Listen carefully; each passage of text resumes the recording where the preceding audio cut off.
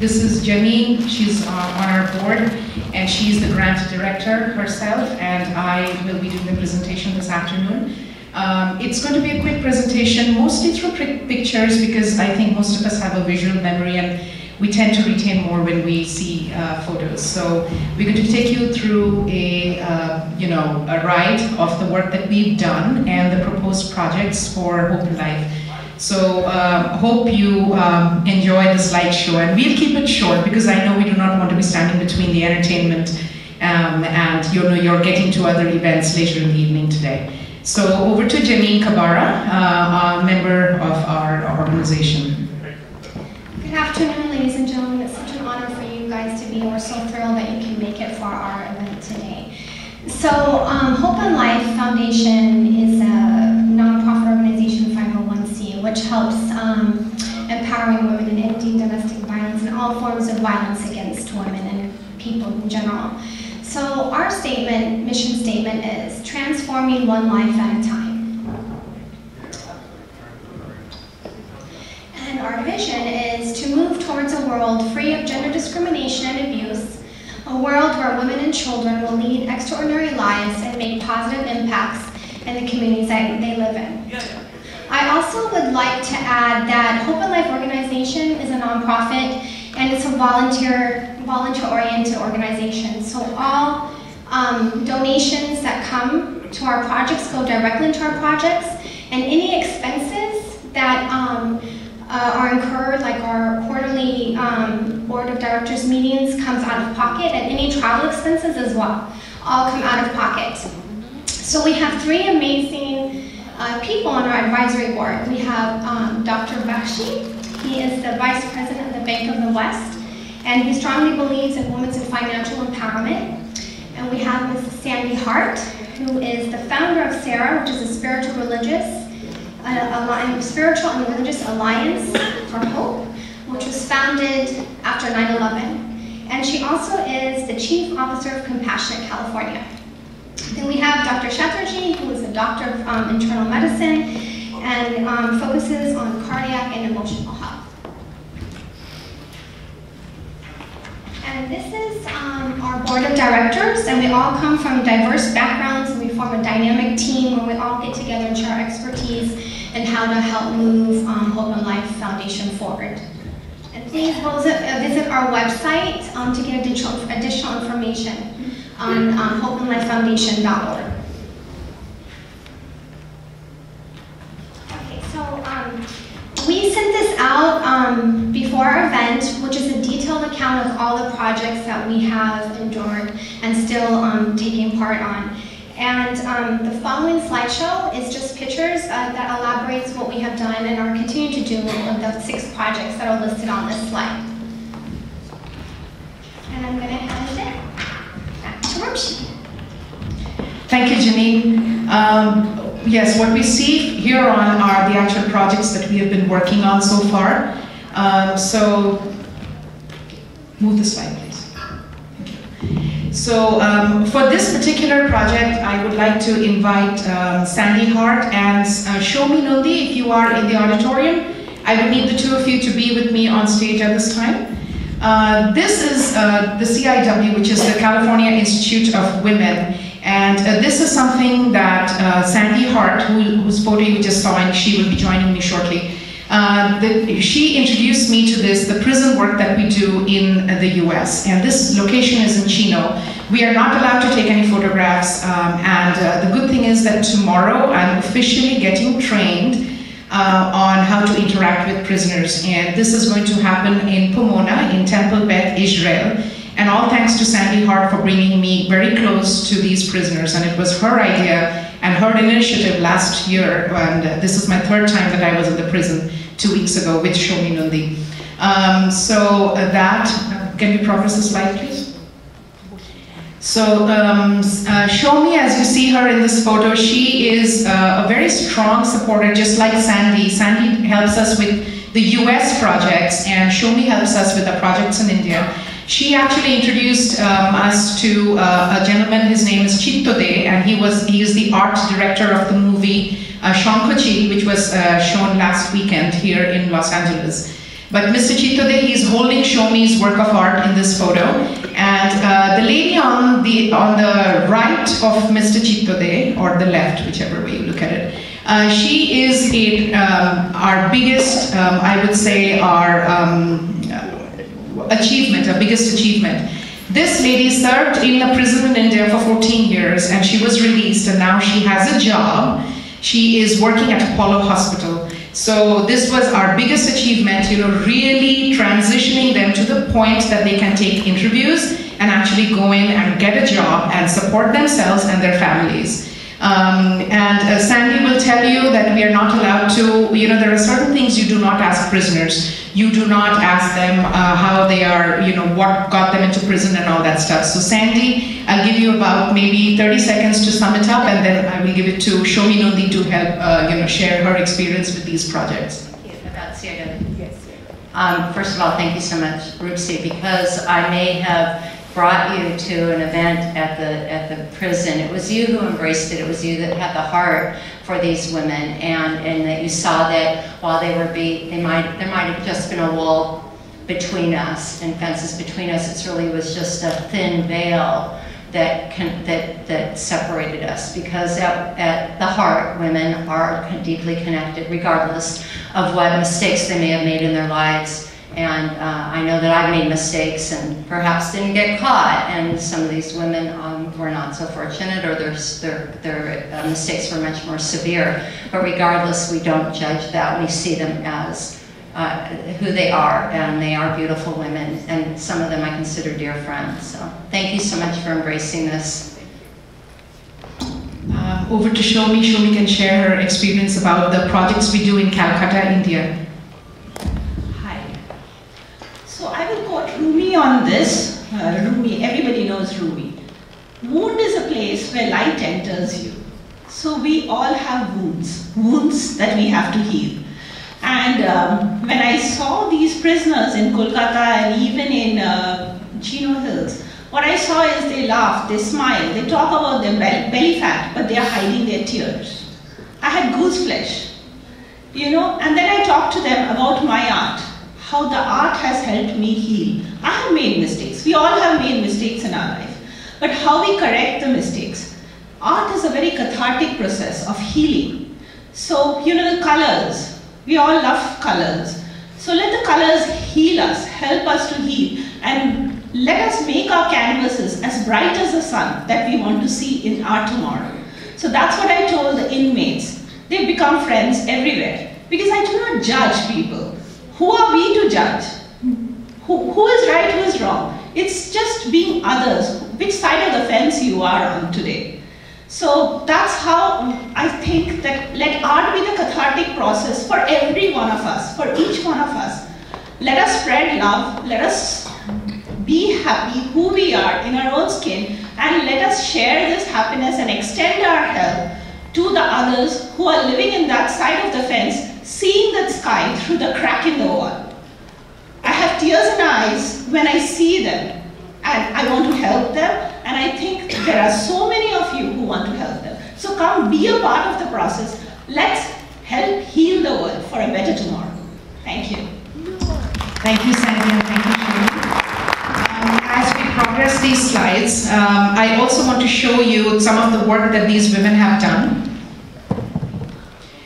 They make coasters. This is directly from the prison in Calcutta. I was there in July, and those of you who attended the July fundraiser in Irvine, you know that I was going to take the flight the next day to India. This is some of the work they have done. They make these coasters, and when I did some market research. These coasters, the way they are made, they would sell on eBay and Amazon. They sell between $12 to $15. We are keeping the price the same. There are 6 coasters here made by prisoners in India. The funds, whatever we sell here, will go directly to the prisoners in India. So if any of you are interested, we would love you to come up and get these, and all you have to do is pay the $15. You don't have to do it today, but just know that this is one of the ways we are helping them raise funds. This was the December 2015 project. We can move on to the next slide. All these people you see here are mostly in plain clothes, so you can't tell that they are actually prisoners. The difference between the prisons here and in India are that they wear uniforms here. In India, they do not wear uniforms, at least not the days we work with them. There are reasons for that. We try to keep them as protected as possible. This particular project was done in the Academy of Fine Arts front lawn. We had 40 policemen armed and ready to go if anyone even tried to or dared to hurt any of the people who were doing the projects with us. There were 20 prisoners who worked with us in December. And when I went back in July, please progress the slide. When I went back in July, this was at the Alipur Women's Correctional Facility, where we worked with 13 prisoners and we worked with about 13 children, because each of those prisoners who were women had children. Children ages 0 to 7, they live with their mothers in the Indian prisons. And that's what the Indian government thinks is the best way to keep them away from being abused, at least till the age of 7. Now hold that thought, because what we do with them after 7, I'll come back to it shortly. Please advance the slide. These are some more photos of what we do, just some moments that we captured inside the prison in Kolkata. And I've also been told that Mimi Shorkar, are you in the audience? I can't see you, but if you are, Mimi's mother may join us in the January project. Moitrey Chakraborty, if you are in the audience, you have also shown an interest to join us in the January project. The project in January will be held with several prisons in Calcutta, and we are inviting people from Los Angeles to be with us, if they are in India at that time, to be with us at that time. These are more photos of the work we do inside the prison. Okay, this is the second project that we are working on, which is called End Bullying. We had approached some school boards requesting them to give us permission to go inside the classroom and speak to them about bullying. There is a direct correlation between bullying and violence. However, our organization was not permitted to present directly in the classroom. Guess what? The PTA, the parents, approached me and asked me to do a presentation for them, for their children, because they wanted their children to know that in the United States, every 7 minutes, a child is abused and a child is bullied in school. So they wanted me to go ahead and share the statistics. We do role plays, we do workshops in the classroom, and this is the slide that shows you how we engage in the classroom. Next slide, please. This is the project 3, and I'm going to hand it over to Janine to take it from here. Thank you. Wonderful, wonderful work. Okay, so another project that we have embarked on is the Cities for CEDAW campaign. And CEDAW stands for the Conventional Elimination of All Forms of Discrimination Against Women, and it is a International Bill of Rights for Women, which was formed by the UN in 1979 and signed by President Carter in 1980. However, it's not been implemented in the United States, along with Somalia, Sudan, South Sudan, Congo, and Palau, and Iran. And what has happened now is in March of 2014, the Committee on the Status of Women decided to launch a grassroots campaign called the Cities for CEDAW, along with WIN, which is the Women's Intercultural Network, that is founded by Marilyn Fowler, and decided that we would approach all city council members and mayors in our respective cities and approaching them with what CEDAW is. And so this helps in domestic violence, it helps in human trafficking, it helps promote socioeconomic equality. And the first city that actually passed CEDAW was in San Francisco in 1995 under the leadership of Marilyn Fowler. This picture that you see right here was a historical moment, and it was an ecstatic moment for the task force members, because we worked so hard and diligently in trying to get this passed. And it was our first city, so we were very successful. And Mayor Pro Tem Sherry Horn actually spearheaded this effort. And this is a photo of the mayor and the city council members, along with for CEDAW's task force members.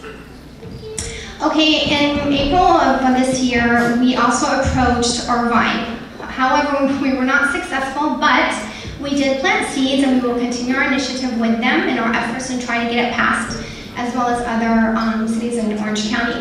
In this photo, there's a lady named Zoe Ferguson. She's standing between myself and Roopshee, and she is actually a suffragette, and she is very active and advocates for CEDAW and supports it in Southern California.